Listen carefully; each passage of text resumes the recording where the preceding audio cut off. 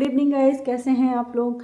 कुछ लोग इस बात से बहुत परेशान रहते हैं कि हमारे बच्चे हमारी बात नहीं मानते, हमारे बच्चे बहुत ज़िद्दी हो गए, अब हम क्या करें। तो पहली चीज़ ये है कि बच्चों को डांटना, मारना, झड़कना या दुत्कारना बिल्कुल छोड़ दीजिए। अगर क्योंकि जो छोटे छोटे बच्चे हैं उन्हें भी ये लगता है कि उनको भी पूरी इज्जत मिलनी चाहिए, और जब उन लोगों को इज्जत नहीं मिलती है या मम्मी पापा या घर में उनका तिरस्कार कर दिया जाता है तो वो बात मानना छोड़ देते हैं। कई बार क्या होता है कि आप बच्चे से कुछ काम करने को बोलते हैं और बच्चा तुरंत मना कर देता है, फिर आपको गुस्सा आती है, फिर आप उससे कहते हो अच्छा तुमने इस काम को मना किया, अब देखना मैं भी तुम्हारे लिए ये चीज़ ला कर नहीं दूंगा। तो बच्चे को लगता है अच्छा पापा ये चीज़ ला कर नहीं देंगे तो मैं ये कर देता हूँ, यानी कि बच्चे ने लालच में आकर कर दिया। तो हमारे लिए बच्चे की ये सारी आदतें बदलनी है, क्योंकि हमें अपने बच्चे को लालची नहीं बनाना है।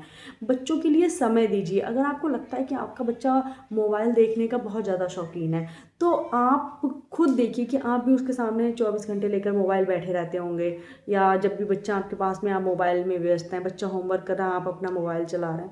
तो थोड़ी सी आदत आप खुद भी बदलिए, कहीं अलग बैठकर मोबाइल चलाइए, बच्चे के सामने जब हो तो कोई किताब पढ़िए, अखबार पढ़िए, जिससे कि बच्चा भी आपका अनुकरण करे, आपको आपका अनुसरण करे।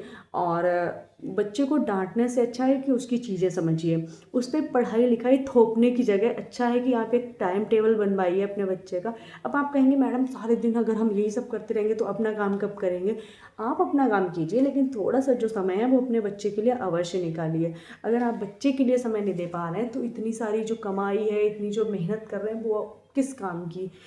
तो बच्चों को लाड़ दुलार प्यार बहुत ज़रूरी है। धन दौलत जो आप बच्चों के लिए कमा रहे हैं वो तो ज़रूरी है ही, लेकिन अगर आप बच्चों को भरपूर प्यार नहीं देते, उनके साथ आपका इमोशनल रिश्ता नहीं है, अगर आपका इमोशनल टच नहीं है तो वो बच्चे आपसे कटने लगेंगे और आपकी बात नहीं मानेंगे।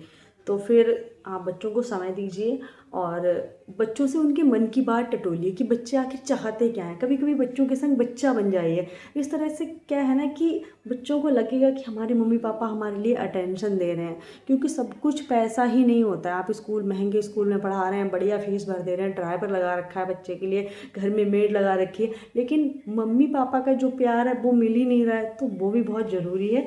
और आजकल जो बच्चे चिड़चिड़े हो रहे हैं, ज़िद्दी हो रहे हैं, वो हमने क्या किया, एक रूम में उन्हें बंद कर दिया, वहीं पढ़ेंगे खाएंगे पिएंगे, घर में कैद हो गए।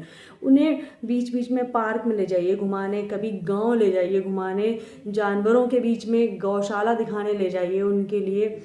मतलब बहुत सारी चीज़ें हैं, उनसे पेड़ पौधे लगाइए, नेचर के बारे में, चिड़ियाँ कैसे चहकती हैं, कहाँ बैठती हैं, कैसे उड़ती हैं, चिड़िया के पंख कैसे कैसे होते हैं। अगर हम ये सारी बातें बच्चों से करेंगे तो उन्हें अच्छा लगेगा। एक पेड़, बीज से एक पेड़ कैसे बनता है, बीज को लगाइए, फिर जब वो बीज उगेगा तो छोटा पौधा बनेगा। तो बच्चों को प्रकृति से जोड़िए। मतलब अगर आप कूप मंडूप बना कर रखेंगे कि सिर्फ पढ़े पढ़े पढ़े, बच्चे को IAS बनाना, PCS बनाना, डॉक्टर बनाना, इंजीनियर बनाना, पहले से सोच के बैठ गए, तो ये चीज़ कहीं ना कहीं बच्चे के संग जाती है। आप ये सोचिए जो आपने जो बचपन जिया वही वाला बचपन बच्चों को भी दीजिए। उन्हें मिट्टी में खेलने दीजिए, गिट्टी कंकड़ पत्थर, नदी नाले तालाब सब दिखाइए, सबका भ्रमण कराइए, जिससे बच्चा अपनी प्राकृतिक चीज़ों से जुड़ा रहे और उसका माइंड जो है वो भी स्ट्रेस फ्री रहेगा। आजकल वैसे ही बच्चों पे पढ़ाई का बहुत ज़्यादा बोझ है, तो कहीं ना कहीं बच्चों को इन सब चीज़ों से जो, अगर हम गेम भी खिलाते तो इंडोर गेम, कभी बच्चों के साथ छत पे वॉक करने चले जाइए, कभी गली में टहल लीजिए। मतलब मेरे कहने का मतलब ये है कि बच्चों को जीवन के हर उतार चढ़ाव, हर चीज़ में इंक्लूड कीजिए, जिससे कि वो आने वाली जो समस्याएं हैं, भविष्य में जो भी चीज़ें हैं उनको आसानी से टैकल कर सके। अदरवाइज़ आपका बच्चा सिर्फ लग्जरी लाइफ जी रहा होगा, बस रूम में बैठकर चीज़ें सॉल्व कर रहा होगा, उसको बाहर की दुनिया का कुछ भी अंदाज़ा नहीं होगा। तो ऐसी ज़िंदगी का मुझे नहीं लगता कोई फ़ायदा है, जो अंदर ही अंदर दम घुटती हुई ज़िंदगी हो। एक खुली हवा में सांस खुद भी लीजिए और बच्चों को भी लेने दीजिए। यही सुकून है, असली सुकून, जो हम प्रकृति से जुड़ते हैं। धन्यवाद, थैंक यू।